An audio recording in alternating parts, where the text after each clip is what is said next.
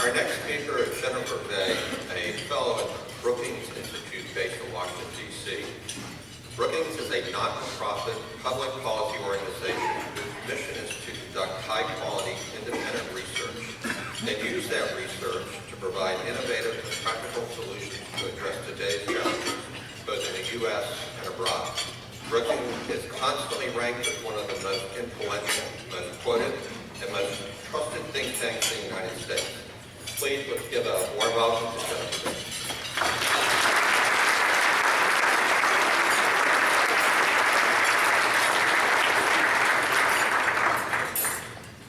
Thank you so much for that introduction, and thanks so much to the Rochester Downtown Development Corporation and for having me, and for all of you for coming out here today. I think what I really want to do is follow up on Gary's comments and really have to put those in a national context with what's happening around the country. And specifically what I really want to focus on is the shifting spatial geography of innovation and how it can be harnessed to grow more jobs, to grow better jobs, and to grow more accessible jobs. So what I'm going to really do is highlight a couple of points from a report that the Brookings Metro program, where I'm from, put out this past June. And what I'm really going to delve into is first, why innovation districts are emerging. Second, what they look like. We're going to break them down a little bit for you. And then finally, how local leaders can really chart a path forward. So first, I'm going to focus on what's behind this shifting geography of innovation. What's behind this rise of innovation districts. So in the 19th and 20th centuries, mature economies built industrial districts. These were characterized by a high concentration of large-scale manufacturing enterprises, and they were really enmeshed in the urban fabric. But really, over the past 50 years, the landscape of innovation has really been dominated by places like Silicon Valley. These were really suburban corridors of isolated corporate campuses and research parks, accessible only by car, with little emphasis on quality of life or on integrating work and housing and recreation together. So today we're really seeing a new model emerge, and that's what we and others are beginning to call innovation districts. And these districts really cluster cutting-edge research institutions and R&D-intensive companies with things like startups and business incubators. They're very physically compact and dense, they're transit accessible, and they often offer mixed-use housing, office, amenities, and other perks. So, in fact, these innovation districts are really a natural response to economic and demographic dynamics that are really altering where businesses want to locate and where people want to live and where they want to work. So, why is this happening? What are the major trends that are really driving these innovation districts to grow and thrive? Well, in the first place, it's really these market forces, and it's the fact that our open and innovative economy really craves proximity and it extols integration. So, if you look at your major companies of the past, many of those that located on those suburban research parks, they wanted to be isolated, and they wanted to keep their secret in large part. But that dynamic is beginning to shift, and in fact, a lot of these companies are actually starting to outsource their R&D functions to the many startups that are out there. And in fact, what they want to do is be near where those startups are. And a lot of those startups, in fact, are starting to be located in denser and more urban areas. And that's causing this sort of shifting market dynamic for where firms really want to locate, because they want to be where ideas are happening and where invention is happening. At the same time, we have a diverse population that's demanding more and better choices in where they live, work, and play. And in first place, the prototypical, suburban family with 2.5 kids is really breaking down. People are delaying marriage or having fewer children than they were in the past. And this is causing shifts in terms of housing stock and where people want to live. At the same time, you have the millennial generation that is obviously voting with their feet and in many cases choosing urban areas, just like Gary was describing earlier. So what's really happening is that these trends are coming together to revalue cities and really promote cityness, what Sassy calls cityness, that sort of urban dynamic where ideas can be exchanged, where people can interact, and where you can have really a more thriving, innovative type environment. So let's I'm going to run through to really see what we think is happening in this kind of fun animation. Geography of innovation shifted. Defined the innovative economy 20 years ago. A worker needed to drive to a secluded research park, work in isolation, and keep ideas secret. Today, proximity is everything. Workers want to be in urban places that are walkable, bikeable, hyper-caffeinated, where they can bump into other workers and share ideas. Firms also want to be close to other firms, research labs, and universities in collaborative spaces so that smart ideas can be turned into smart products for the market. Innovation districts are this century's productive geography. They are both competitive places and cool spaces, and they will transform your city and metropolis.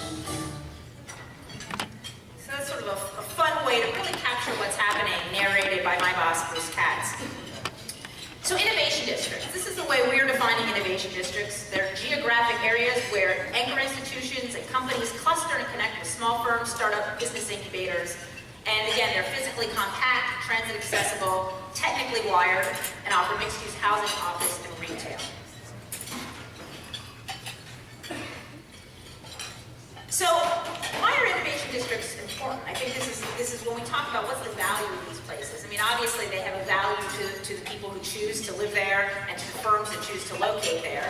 But at a time when the country really still has a jobs deficit, focusing on the innovation and this aspect of the innovation economy is really critical because these jobs have a strong multiplier effect, creating 5 additional jobs, or that high-tech jobs create 5 additional other jobs through this multiplier effect over the long haul. And this is also really particularly important for these districts, which tend to be located either within or very close to low-income neighborhoods. So the fact that not only are they job producers in and of themselves, but that they also have this spin-off effect really sort of changes the opportunity dynamic in cities. Because of that proximity to a lot of these other areas, when coupled with transit accessibility, workforce programs, other types of physical connectivity, they can really help promote not only better jobs, but also more accessible jobs to the people in those urban areas.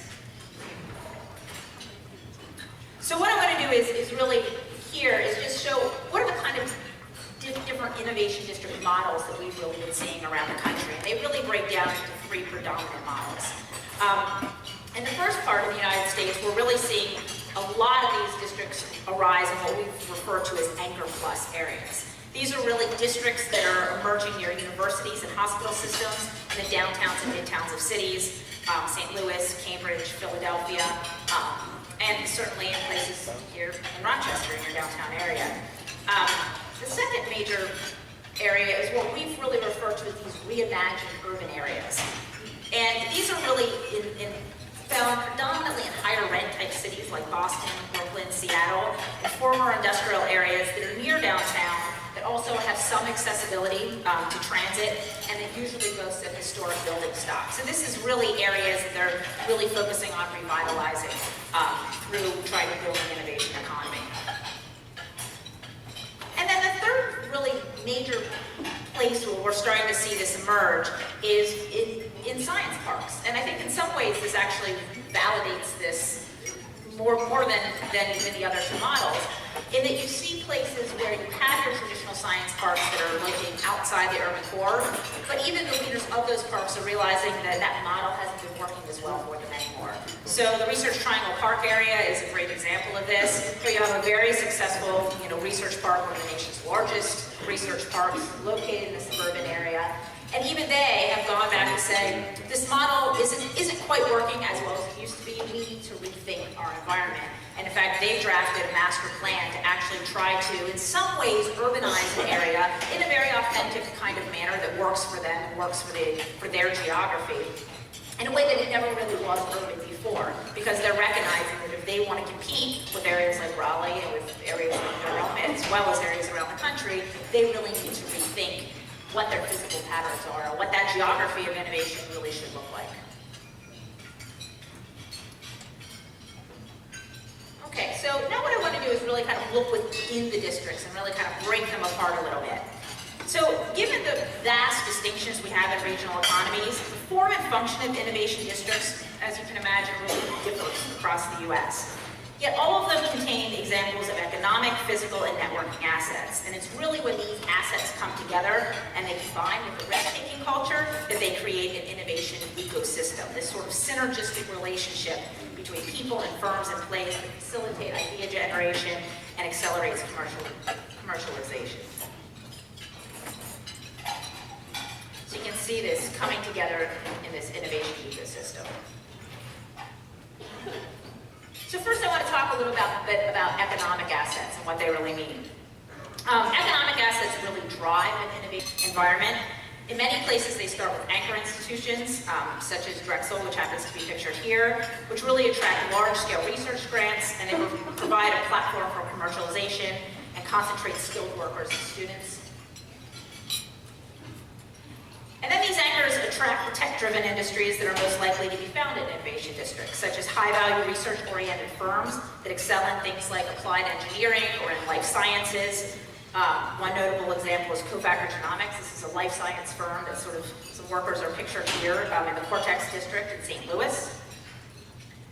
We're also seeing highly creative firms such as industrial design, things like graphic arts, media, and architecture. In Philadelphia's University City, here's an example of Drexel's Video Game Design Institute. It's really spawned numerous successful indie game companies.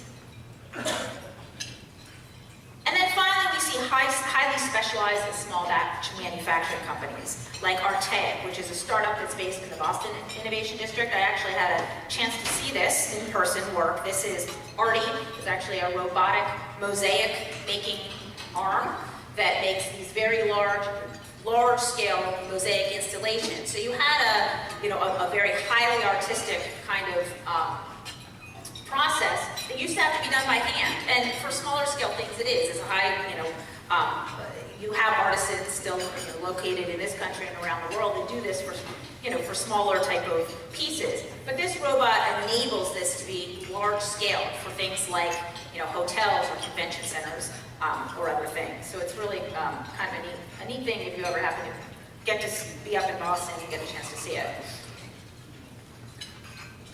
So in addition to economic assets, we also have physical assets. And these are really the public and privately owned spaces, buildings, open spaces, streets, and other infrastructure that are designed and organized to stimulate new and higher levels of connectivity and collaboration.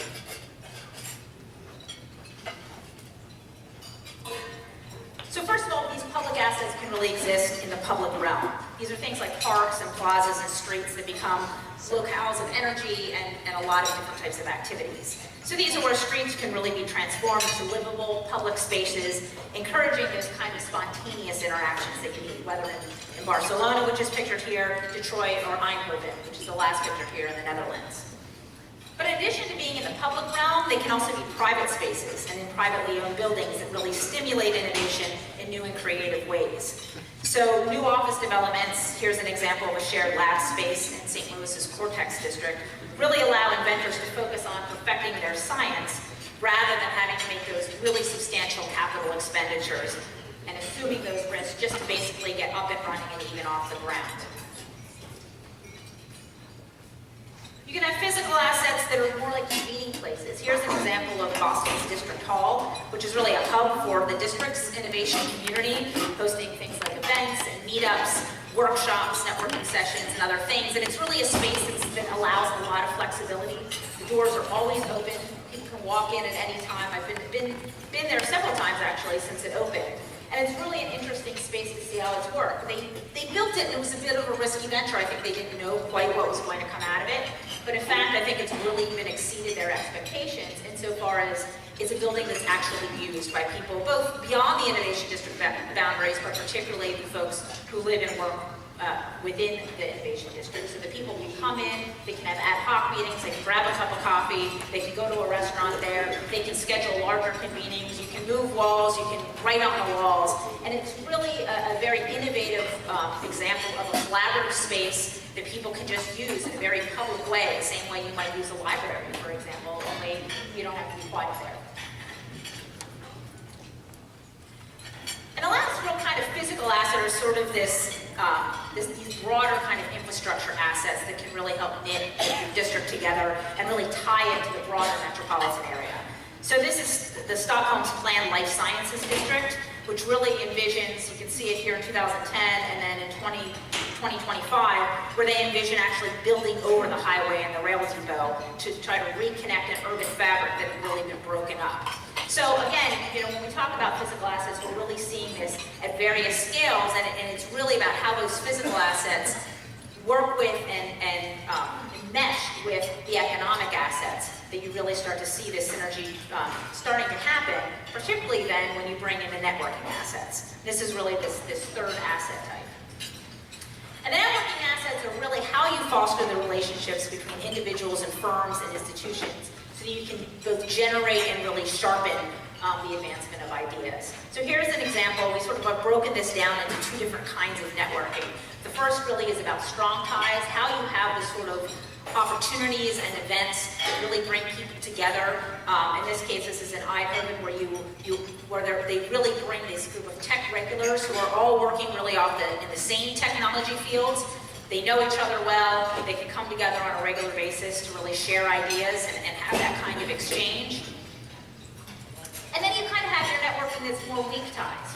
These are things like networking breakfast and other things that can bring people who may not work in the same sector exactly, but they can come together and they can have that sort of exchange of ideas, and it's where you can have people working in different types of sectors bumping into each other and really starting to figure out how they can how they relate to one another and what that means in terms of their own firm's activities and sort of and really the innovation that can come out of that the sort of weak ties and people just being able to interact in new and different ways. And so this networking piece is really important, and you can see how it starts to work with the economic and as well as the physical, because it's places like District Hall in Boston or an incubator space that actually allow that networking to happen. So when you have those physical spaces where you can bring people together, whether it's in the public realm, even out on the street, or in a coffee shop, or in something like District Hall, or in a more private building,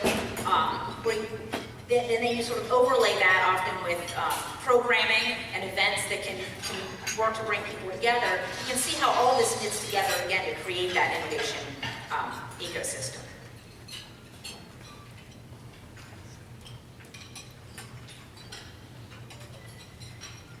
So finally, what I want to talk about is how places can actually move forward to take advantage of all these strategic opportunities that we're starting to see. And there are really three key steps as we see them. The first is really about building a collaborative leadership network. Cities and metros aren't governments. So when we talk about this network, we're not talking about a structure that's really top-down or driven by government.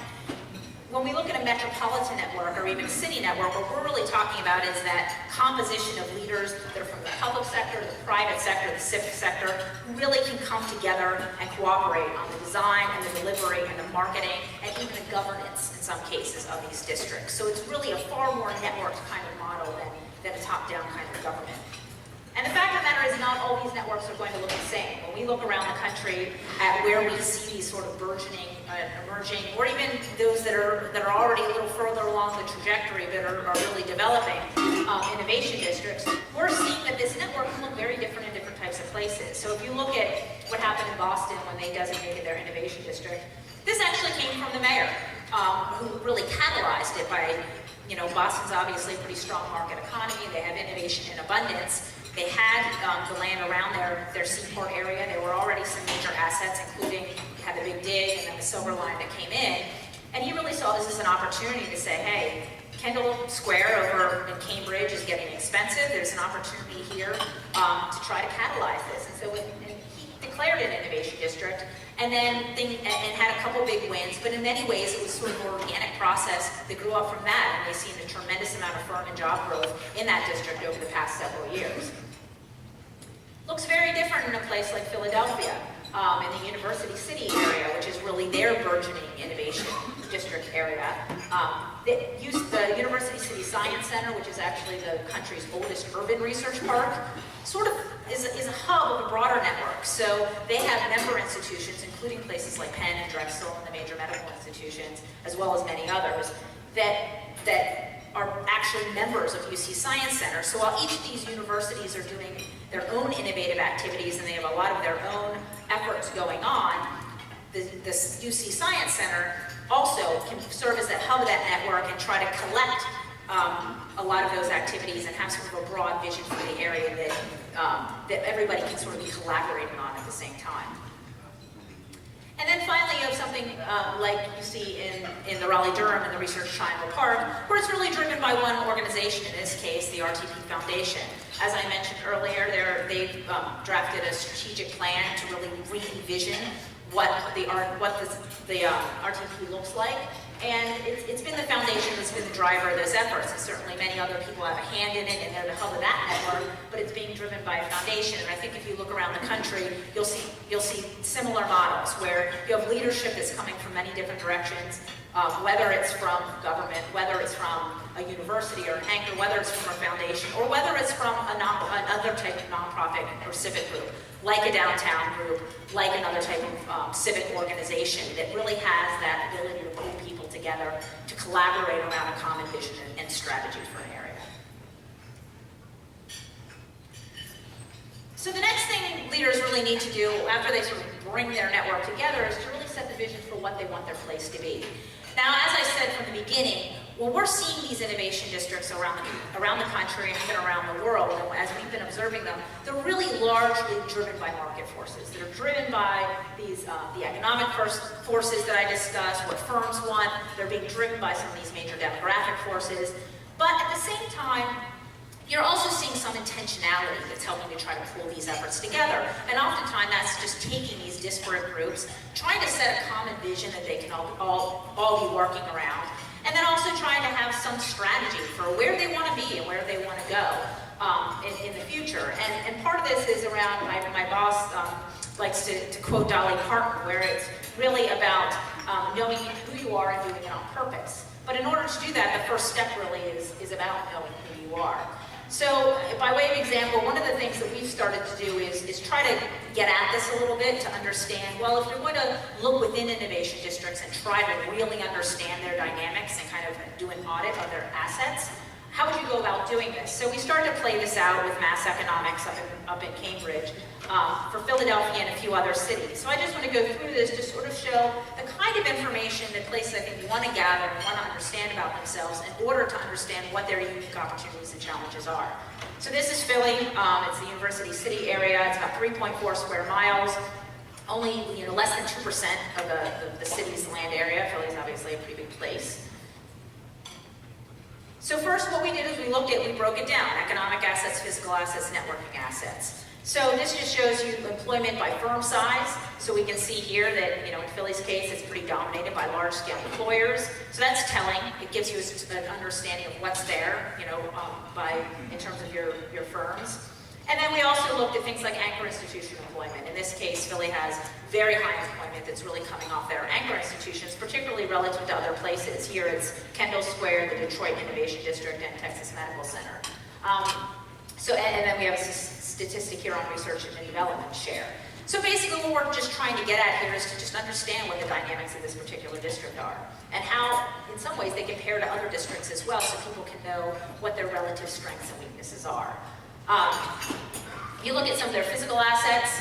High-speed broadband access was one of the things we looked at in terms of physical assets, and you can see where Philly fits. We looked at things like transit. We also looked at land utilization to really understand what are the current land patterns, mixed-use development versus office versus residential versus just areas that are kind of blank slates. And then we also looked at sort of the public transit versus driving to see, at this point, what takes longer, driving or public transit, to sort of have an understanding of whether or not public transit is really a major need in your area, or what kind of transit you may need. And then finally, this one's a lot trickier to get at using sort of national data sources, but we just wanted to start to suss out, what are some of the things that might indicate how well networked you are. So we looked at everything from how late places are open at night, to different types of establishments, to the distance people work to home, so we had a sense of how far are people commuting, are they sticking around after hours. And in all these cases, what we were really trying to do was to just get started to try to create a platform that people can then or places can eventually use to be able to do kind of their own asset audit, understanding that this is just a very small slice, and for any place, they're going to have to really delve deep into local data and qualitative data that you can't get at from these sort of national sources that are great for comparative purposes, but to really know yourself, you're going to have to ladle in a lot more types of information. But again, coming back to this idea about setting a vision, if you want to set a vision, you want to start to strategize about where you want to go, it's awfully helpful to know where you are now in a really deep and rich way, and use that as a way to really, plan your future. And then finally, in terms of strategies for success, this is really about how you take that vision and take your information and then really convert it. So we really broke this into three things: talent and technology. Using Seattle as an example, their strategy really was largely at first based on Amazon and their ability to attract talent, their need to attract talent, and how that then spilled over to the rest of the South Lake Union Innovation District. It's also about capital investment. It's hard to get things done if you don't have money to do them. So clearly, any place that has ambitions to really create a robust kind of innovation district and build on the market success and the assets that they have needs to figure out what that capital strategy looks like. In Detroit, for example, this is obviously, given the fiscal challenges of a place like Detroit, they've had to get awfully creative about how they finance things. And for example, Invest Detroit has numerous funds that help fund all different types of real estate activities, small business startups, etc. They have a strong foundation community ladled in with state funds, private sector, and they've gotten, again, really innovative in terms of how they can kickstart a lot of the activity there. And then finally, I think it's really, really important to focus on this issue around inclusion and equity. I think the last thing anybody wants to do is be creating these innovative enclaves that feel like they're walled off and that they're not broadly inclusive, and that they, at the end of the day, beyond their own borders, while they may be creating jobs, they're not really creating a more inclusive economy. And so this means focusing very deliberately on things like workforce, both in terms of the type of, if you're creating those types of innovative jobs, and given the sectors that you have, what kind of educational workforce programs do you need? Starting at K-12, community college programs, how do you keep your four-year people around? That's obviously going to be a key part. We know there's a lot of spin-off activity from innovative jobs, as I showed earlier, 5 jobs created for every one. Well, how do you create opportunities for minority business owners, for example, to really take advantage of a lot of those opportunities as they're happening? And then you finally have that physical connectivity piece. As I mentioned, a lot of these districts happen to be growing in areas that are low income or even pretty high poverty. So how do you break down a lot of those barriers and walls and make sure that the neighborhood is actually included in that type of planning process? And in Philly, largely driven by Drexel, they're trying to do just that. They're focusing on things about contemplating doing a school in the area. They have a federal man who promised them in the area, and they're really trying to be very thoughtful about how they can make sure that they're inclusive of their surrounding neighborhood, which is very low income. And there are other examples from around the country of places doing some really interesting things. So that wraps up my comments. I think, in conclusion, there's obviously really strong potential for the growth of innovation districts in the United States. You can see that here in Rochester. I think everything that Gary said earlier, everything that is happening, that you can see, that you can feel in the city, in the metro, particularly in the downtown area. You can see that potential, you can see that opportunity. So the rise of this opportunity really aligns with all these disruptive dynamics that are of our era, and it really represents a path forward for cities and metropolitan areas that they really need to take advantage of.